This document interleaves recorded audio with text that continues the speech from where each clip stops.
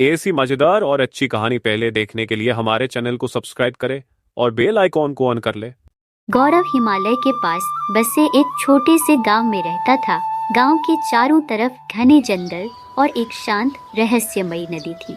बचपन से ही गौरव ने अपने दादा दादी से जंगल और नदी के पास भटकने वाली आत्माओं और खोई हुई रूहों की कहानियां सुनी थी, लेकिन उसने इन बातों को कभी गंभीरता से नहीं लिया। एक रात उसके दोस्तों ने उसे गांव की सीमा से बाहर एक पुराने सुनसान हवेली में जाने का चैलेंज दिया।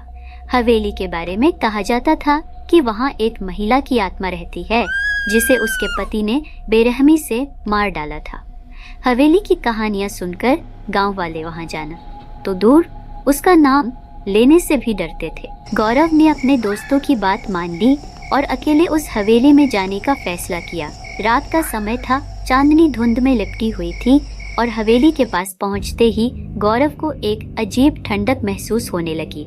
हवेली की हालत खस्ता थी, टूटी हुई खिड़कियां, जंग लगे दरवाजे और दीवारों पर काले धब्बे। जैसे ही उसने दरवाजा खोला, एक चीखती हुई आवाज ने उसकी रीढ़ में सिहरन पैदा कर दी। गौरव ने अंदर कदम रखा। पूरा घर धूल और जाले से भरा हुआ था।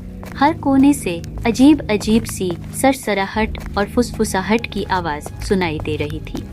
अचानक ऊपर की मंजिल से किसी के चलने की आवाज आई। गौरव ने हिम्मत जुटाई और सीढ़ियों पर कदम रखा। जैसे ही वह ऊपर पहुंचा, उसने देखा कि लंबे बालों वाली औरत उसके सामने खड़ी थी। उसकी आंखें लाल थीं और उसका चेहरा जले हुए जैसा था। वह गौरव की तरफ धीरे धीरे बढ़ने लगी।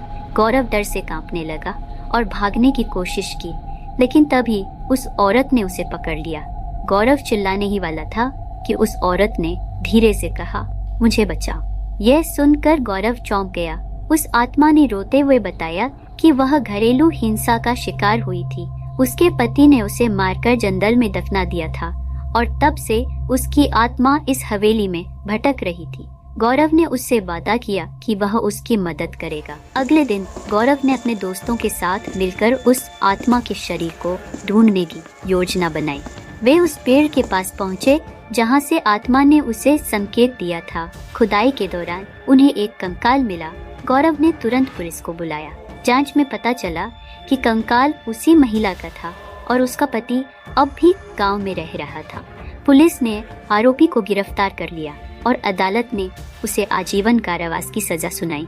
इसके बाद गौरव ने गांव के पंडित को बुलाकर हवेली में पूजा। जैसे ही पूजा पूरी हुई, उस आत्मा ने गौरव को धन्यवाद दिया और एक तेज रोशनी के साथ वहां से गायब हो गई।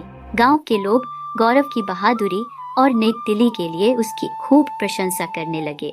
लेकिन इस घटना के बाद गौरव के लिए सब कुछ बदल गया। अब वह आत्माओं और भूतों से नहीं डरता था, बल्कि उसने यह ठान लिया कि वह हर उस आत्मा को शांति दिलाएगा जो इंसानी लालच और पाप का शिकार हुई है।